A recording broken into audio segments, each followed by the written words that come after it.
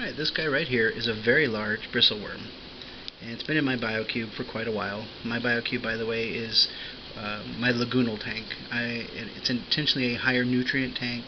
I allow macroalgae to grow into it, such as the Caulerpa verticulata you see on the rock behind it. The Cheeto is floating there, not as a permanent resident, but I'm transferring pods from my other tank, copepods, brittle stars, and things like that, allowing them to kind of get around the BioCube. Anyway, people always complain about bristleworms, and I see all the time online, oh, I've got to kill it, I've got to kill it. There's no reason to kill it.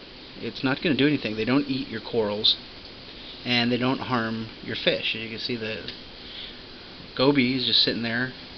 Just a minute ago, he was right on top of it.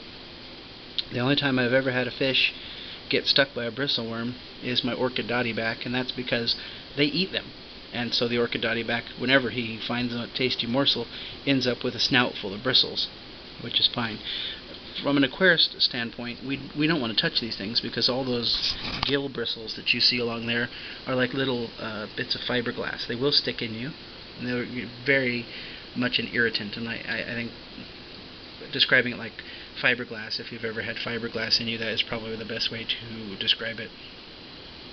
There are other types of bristleworm.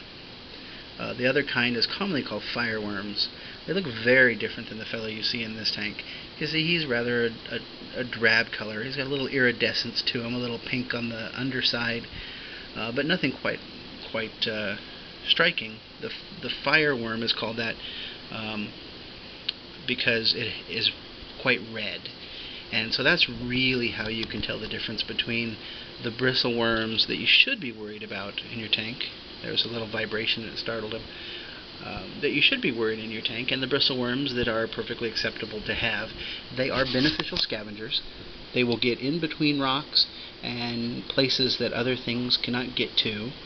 And as you can see, he was just perfectly happy. Oh, there's the goby coming up underneath, and you see that no problem with those two guys coexisting.